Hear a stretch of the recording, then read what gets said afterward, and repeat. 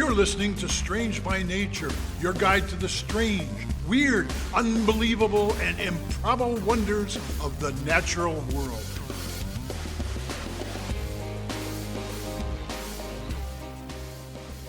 Hello, everyone. Thanks for being here today. I am Kirk Mona, and I am joined today by Rachel Ginza and Victoria Thompson. We are all professional naturalists who together have scoured the world for weird and wonderful wonders just to please your mammalian brain's desire for novelty. Isn't that nice? Let's do this. Welcome to the show, everybody. By the way, this is episode 85 of the program. Thank you for everybody. Yeah, woohoo indeed. Thanks for everybody for sticking around here with us. We are on, I feel like we're on the final run here to 100, which is pretty exciting. So we're just going to keep on plugging away, but just wanted to just acknowledge that and thank everybody for coming along on the ride. Some of you since the beginning, so thanks so much. Yeah. Speaking of being on, a line and moving ahead, have either of you ever tried to walk in a straight line in the woods? Yes. Yes. I've had to do like transects How'd that go for you? not well. It's surprisingly difficult. Right. Yeah, it's not easy. Generally speaking, there's a tree in the way.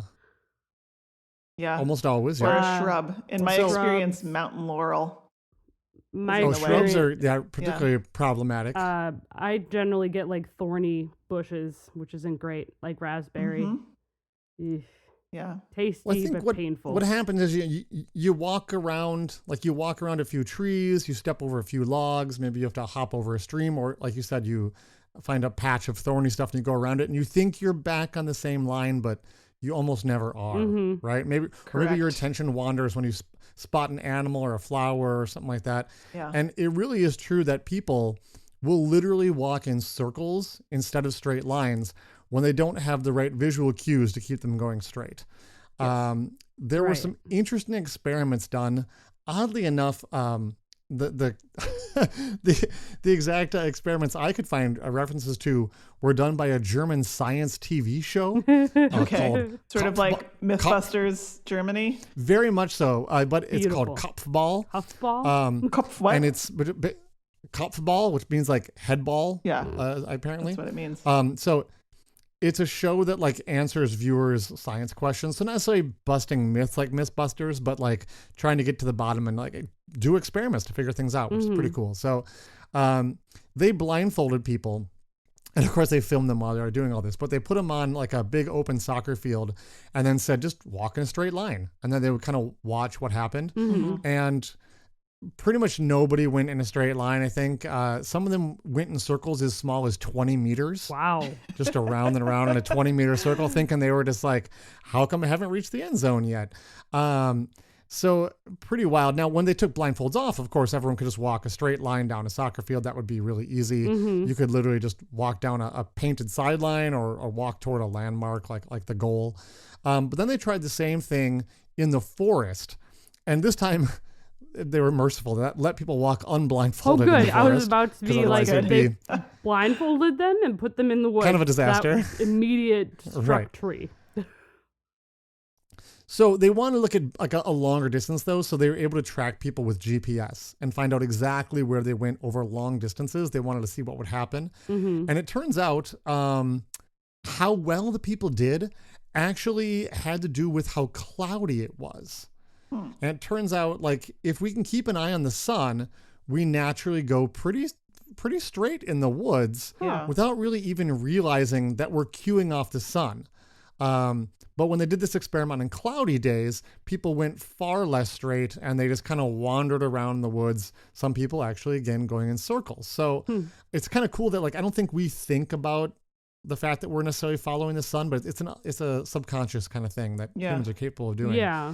And I've talked about migration and navigation a few times on this show because I think it's a really fascinating and weird topic. Animals like can travel long distances without getting lost. And I think we really can't imagine doing that ourselves often. So it becomes kind of like a mystery or a wonder to us. It was 2 weeks ago on the show, Rachel's topic was about, at least partially about the completely bonkers monarch migration, right? Yes. So the strangest part of your topic, Rachel, was like sort of the mystery of how did they get somewhere they'd never been, but also we didn't really even talk about how on earth they would navigate their way there. Yeah.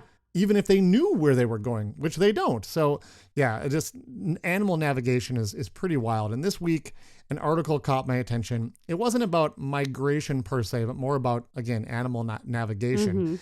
And it features a strange animal that amazingly, somehow we have not talked about on this show. The story was about the dung beetle. How have we not talked about poop? I have had dung beetles on my list for a while. Okay, well, you can maybe keep them on there because this is a very specialized part of the topic there.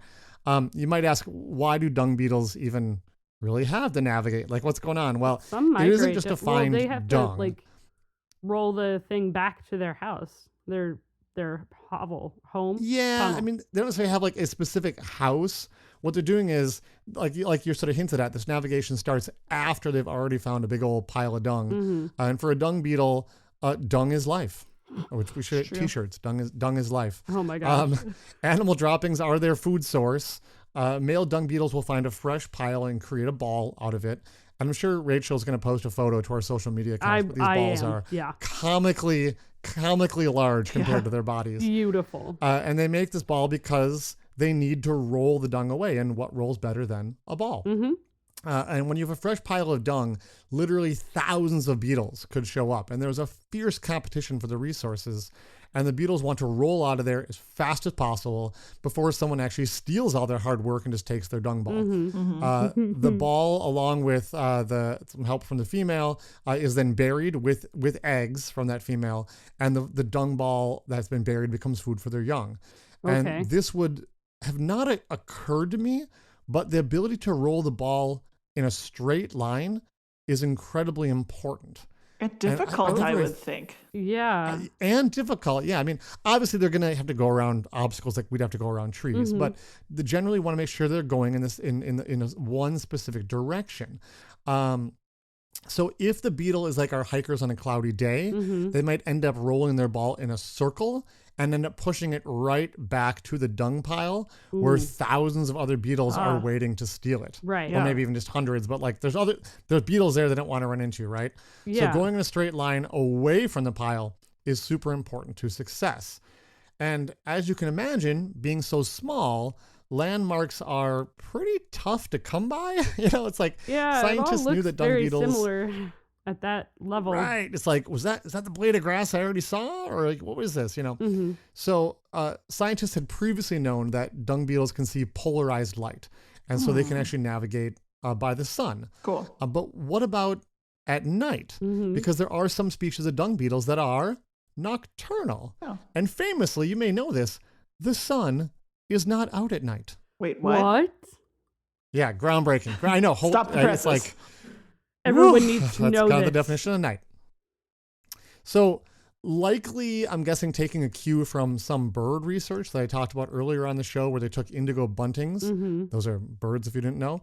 They took indigo buntings into a planetarium. Oh, I love that These researchers story. did the same. Yeah, that was really cool. Yeah, they did the same thing But with dung beetles. They took dung beetles inside the Johannesburg Planetarium, which, can you imagine that conversation with the planetarium owners? I want to do an experiment in your planetarium. Oh, yeah, cool. What do you want to do? I want to bring dung beetles inside. I only need like a little part of it. I don't need a long. Come again? I don't need a big part, but Right. oh gosh. Well, they basically, you're right. They just basically set up a table. So they were just on this table. And then they turned on the planetarium. And it turns out when the dung beetles could see the night sky, or what they thought was a night sky, they walked in a straight line. Whoa. And when they would turn it off, basically, they couldn't see the night sky. They just sort of wandered around on the table aimlessly and they went in circles and stuff and didn't know what to do. Okay. But the researchers wanted to know, okay, so great. So they're cueing off the sky, but what specifically are they looking at, right? And they have now just announced that they discovered a first in the animal kingdom. Ooh. The researchers showed that the dung beetles navigated equally well when they could see just the Milky Way as when they could see the whole sky. What? So the scientists actually believe that nocturnal dung beetles actually use the Milky Way, which is that bright, stripe of stars through the Yeah. sky in very dark areas to help them navigate at night. And we've never shown that for any other animals, that they are specifically using the Milky Way to help them navigate. I'm going to go ahead and guess there's probably many other animals that actually do use specifically the Milky Way, but no one's been ever able to prove that, which I think is very cool. That is very cool. That's so cool. Next time you think about dung beetles like rolling their dung balls across the savannah at night, be sure to picture them gazing up at the beauty of the Milky Way. I will now. So that's what I got for you guys. I feel like the somebody dung should beetles. create a comic about this. Ooh. Yes. Yeah, it does feel like that is due. My sources this week, by the way, were National Geographic and Science, and that's the magazine Science, not just Science in general, though. Yay, science is. I mean, science also in science well. in general, but yeah, exactly. Cool. Well, we're gonna go to a break. We got a little info here about another podcast. Maybe you guys might want to check out. And when we come back, it will be Rachel. Rachel. Yes. Yeah, it'll be you. Oh, well, fabulous. I have something. I said it with a fun. question mark, so I couldn't remember who was coming next. It'll be Rachel. All right. I'm Edward October. There's only one way to serve a fine bourbon, poured neat and slowly savored. The retro horror stories served by Octoberpod are just as refined as an aged bourbon, but now there are two ways to enjoy them. Subscribe to Octoberpod Home Video on YouTube. There we debut our latest true, true-ish, and/or classic tales of horror and the paranormal on the first and third Tuesday of each month. And now you can pour yourself a double serving of Octoberpod. Find Octoberpod After Midnight, that's Octoberpod AM for short, on your favorite podcast app. There, on the second and fourth Tuesday of the month, we serve up tall glasses of our most horrifying spirits, specially curated for you to savor. Each episode of Octoberpod AM lasts about an hour, just long enough to sip a good scotch by the fire. Now there are two ways to enjoy retro horror thrills of impeccable taste. Find all our links at octoberpodvhs.com. Octoberpod, retro horror for bold individualists.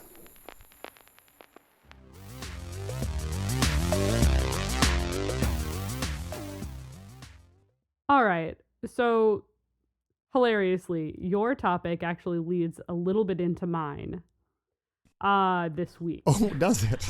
I'm now wondering. Well, you go ahead, Rachel. Yeah. I might have to switch things up a little bit just to keep a theme going. You go ahead. Okay. So, because like Kirk just was talking about, sometimes science does weird experiments in order to find out the answers to a question, and you develop those ways in unique and novel ways sometimes in order to test and experiment and get an answer to your question.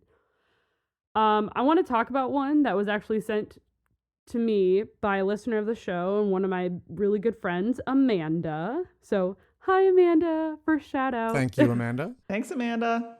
But first, how... Well, I suppose, we shouldn't thank her yet, Victoria, because we don't really know what the topic is. Right. Good point. You'll be fine. But... Okay, good. But first, before I get into it, how would you both test depth perception in invertebrates?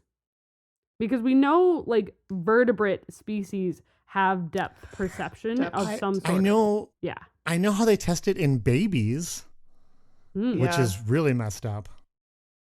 How? I know how they tested it in a 3-year-old because we just did that. But they've done experiments with like the table that's like they put little babies on a table and then crawl to the edge. And the edge of the table is actually like a piece of glass that you can see through. Oh, yeah. And like older, I don't know when the age difference is, but older kids will get to the edge and be like, see the ground underneath it and be like, whoa, I'm going to fall, even though they can't because it's glass.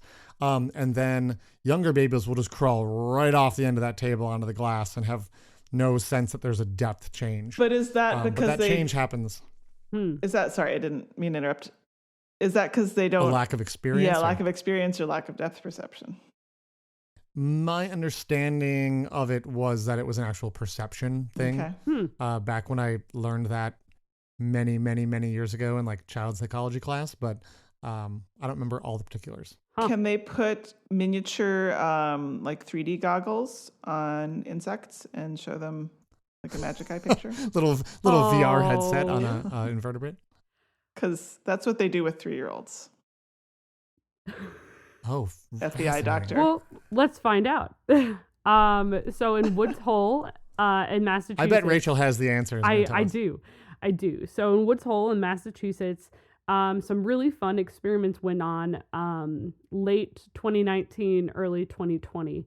Well, I mean, the paper was published in early 2020, but to test depth perception in cuttlefish.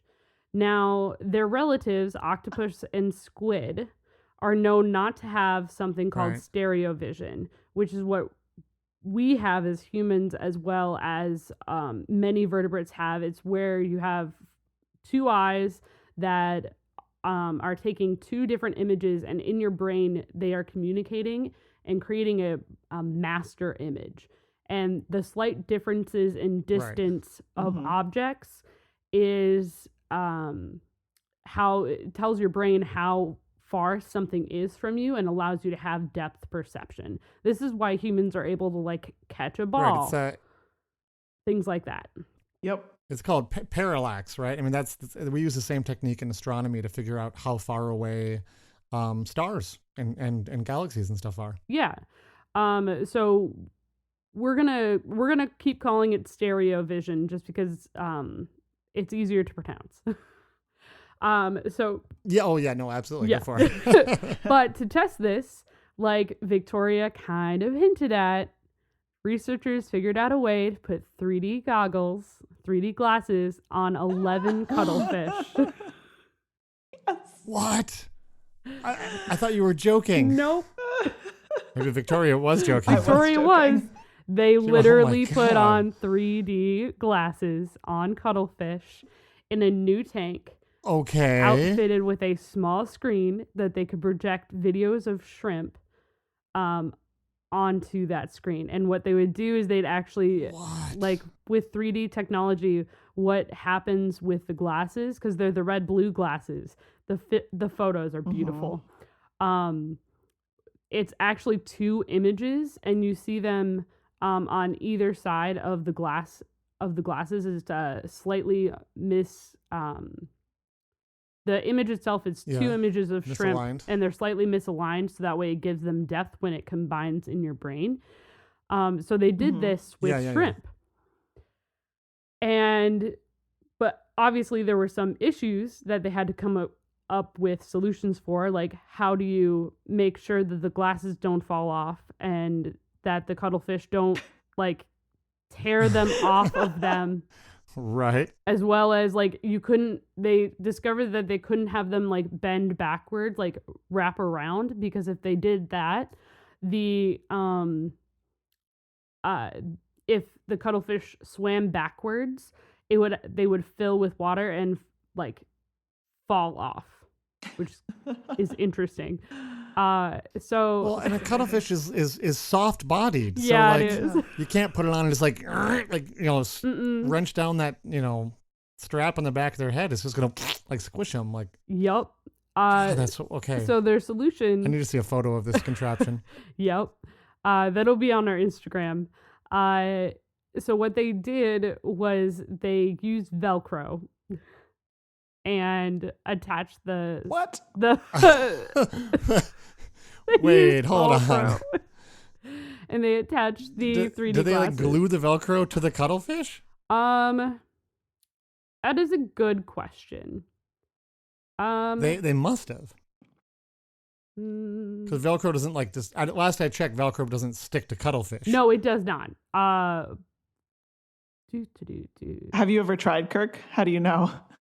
Yeah. I'm somewhat familiar with the texture of like members of that family. They're not fuzzy or know, they are neither hook nor loop. Mm-hmm. Let's put it that way. Well, they didn't exactly say. They did have to like test it and everything and make sure. They super glued the Velcro onto the skin. Yeah. And if you're wondering, a lot of times people are like, oh my gosh, someone glued a transmitter or something like that to a lot of animals. Mm-hmm. Often as animals shed and whatnot, those things just naturally fall off. Yeah, so it doesn't really like damage them for long, and eventually it'll fall off. They also discovered, just a side note, they discovered that some individuals in the study would not keep the glasses on their face. So I just think that's funny. There's some humans like that too. Yeah. Yeah. So, with all of this set up, the cuttlefish, they went off and started testing, and the cuttlefish consistently struck out and would hit where the shrimp was on a really like consistent, like hitting where the shrimp was, where the image was, not an actual where the shrimp appeared to be. Right. Yeah. Okay. Yeah. Wow. And in order to control, they wanted to make sure that it was actual stereo vision. One of the superimposed images, so the slightly misaligned images, they would make one of them like the color of the glasses, like either red or blue, and thus that shadow would become invisible to that eye, to one of the lenses, and it allowed them to only have like one image. And it took a little bit longer, but the cuttlefish was able to like strike out and like realign itself so that way it could figure out where the shrimp was. Because the whole thing started because cuttlefish really enjoy shrimp, but in the wild, shrimp are generally speaking really like translucent and really hard to catch. So you have to be very like precise in where you strike out if you want a really good snack. Yeah, because they're not like a filter feeder that's just sucking hundreds of them in. Exactly. But the cuttlefish was able to strike out at the shrimp. So, which showed that the cuttlefish use stereo vision. Now I say Very this. cool. I say this, but these cuttlefish were actually the second invertebrate to don 3D glasses. There were a couple of researchers in Newcastle University in the United Kingdom, who did this with praying mantises to see if they had stereo vision as well. And it turns out so do they. Oh, wow. Yeah, not too surprising. I mean, considering that they're predators. Now, Rachel, when you're saying like 3D goggles, like we're talking like the old school red and blue glasses, and then they're showing them an image. They're not like VR goggles, right? Right. They're red blue There's not little glasses. screens in there. Yeah. They're okay. So they're basically putting glasses on them, not like VR. I was picturing like a VR headset at first. And I'm like, no, analog, red and blue. You gotta have like electronics, and like this is really complicated. But okay, that's a little bit simpler. That's nope. Good to know. Old 3D glasses. All right. Well, that's what I have for you all today. My sources were the Smithsonian Magazine and New York Times, as well as the paper Cuttlefish Use Stereopsis to Strike at Prey by Fjord, Sumner, Pasikar, Kaltra, Gonzalez Bolito, and Wardell in Advanced Sciences. I apologize if I said any of their names wrong. Yeah. Also, fun little fact is one of the researchers was actually from the University of Minnesota. So, yay. Cool. Because of all the, cuttlefish we have here. Oh, yeah, so many. Right. Not all right. really. Interesting. Okay. Yeah. So we're going to take a quick break. And when we return, it'll be Victoria. Hey, we're back. My topic this week is actually sort of a combination of two topics, or inspired by two topics that I've done previously. There is this whole little subspecialty of biology that is devoted to dealing with things that you can find in the Siberian permafrost. Oh, yeah. And gosh. you remember I talked about those woolly mammoths a Yep. few episodes back. Yeah. Most people have heard about the amazingly intact woolly mammoth carcasses that do turn up from time to time. And there are other large extinct animals whose bodies, or more often bones, have also been preserved in the permafrost. Mm-hmm. And there are actually even scientists who are attempting to clone or hybridize the woolly mammoth and bring it back and reintroduce it to Siberia, which is pretty wild. Sure I are. don't know how well that'll go. If Yeah, Jurassic I Park think it's has been- anything, has told me anything, I don't know if that's a great idea, but I think they've been remarkably unsuccessful so far. So Yeah, it turns out it's way harder than people Yeah. thought it was going to be. yeah, and that's all very fascinating, and it does fire the imagination.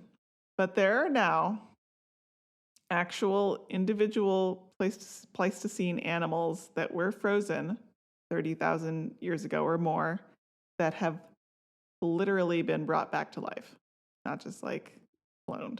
what? So, Mhm. Yeah. So if I you feel like remember, I I've heard saw this this. story, same story. if you remember a couple weeks ago, I did my episode about heavy water and how Uh-huh. bad it Mhm. is for your body. Yup.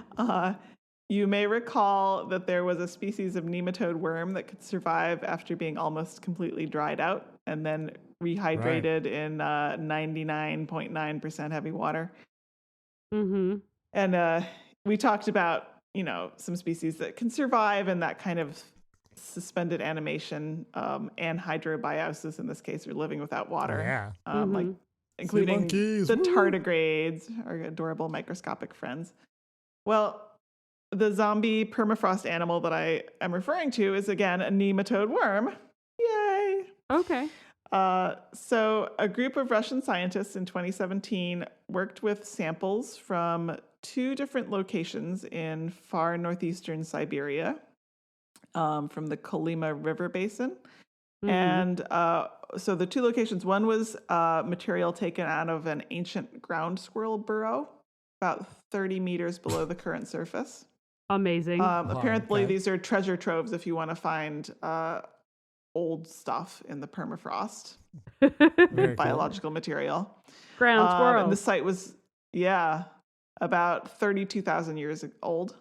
And it turns out that the man. actual scientific term for the stuff you find inside a ground squirrel nest is stuff. Amazing. I like it. People accuse scientists sometimes of using really highfalutin language they don't understand. It's refreshing when they're like, we call this Stuff. stuff. I love it. So good. Probably stands for something. It's S period, T period, U Oh, period, God. F. Subterranean. Underground. Underground. Frozen Fluffy. fluff. Fecal flora. I Frozen. don't know. Something like that. Well, we can look that up. I don't think so. Anyway, the other site was a soil core from the permafrost that was about 3.5 meters down and was estimated at 40,000 years old. And the scientists first isolated these nematodes out of these samples, and they were able to identify them based on their appearance under the microscope, as well as they did some sort of limited DNA analysis. Okay. And Mhm. the burrow nematode is apparently from the genus Panagrolimus, which is the same genus that the heavy water one was. Whoa. Oh my. Yeah. And the one from the soil core sample was from a different genus, Plectus. But they tentatively identified them even down to the species, which are ones that still exist today. And Oh, they were wow. able to thaw these little worms out, give them some food, and apparently they began moving and eating, which is Oh man. just amazing. Wow. They're like, I took a long nap. Yeah.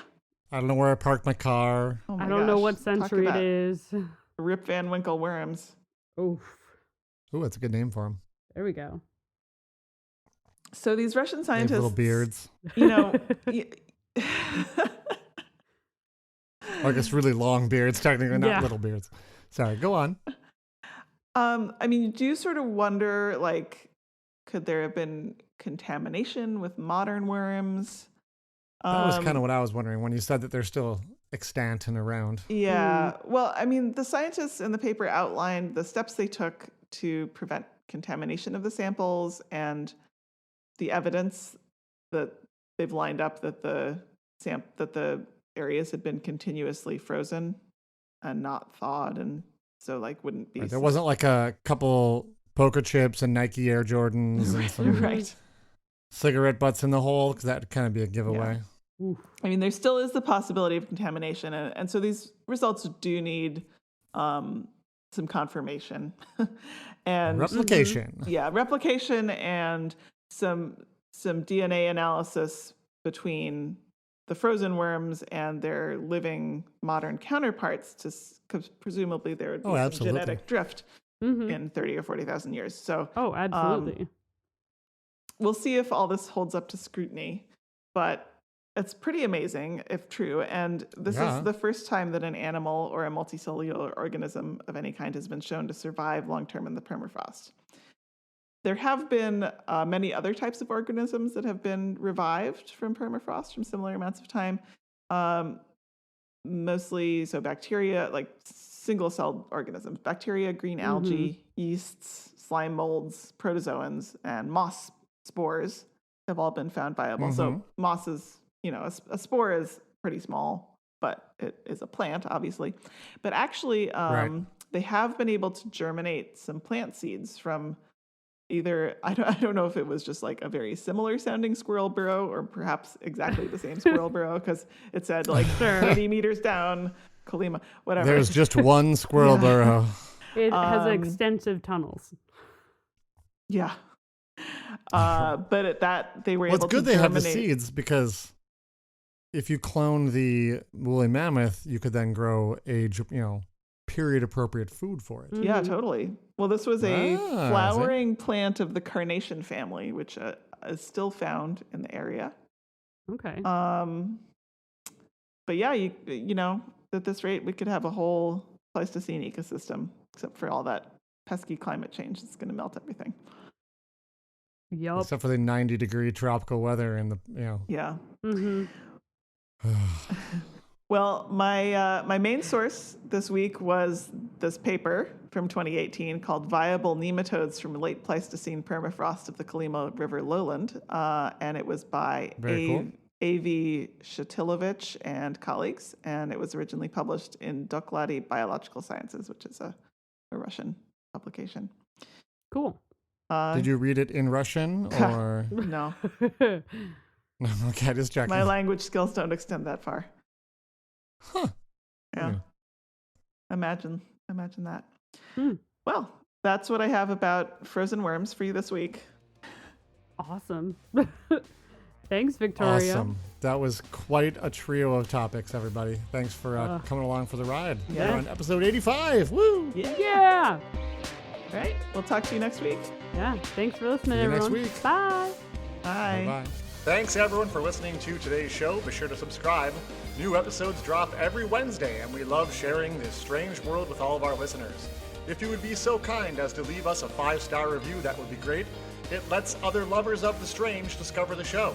You can reach out to us on social media by searching for Strange by Nature Podcast on Twitter, Facebook, and Instagram. You can send us an email as well. Our address is contact@strangebynaturepodcast.com. If you want more information about the show, you can also check out our website, which is strangebynaturepodcast.com. Until next week, get outside, stay curious, and embrace the strange.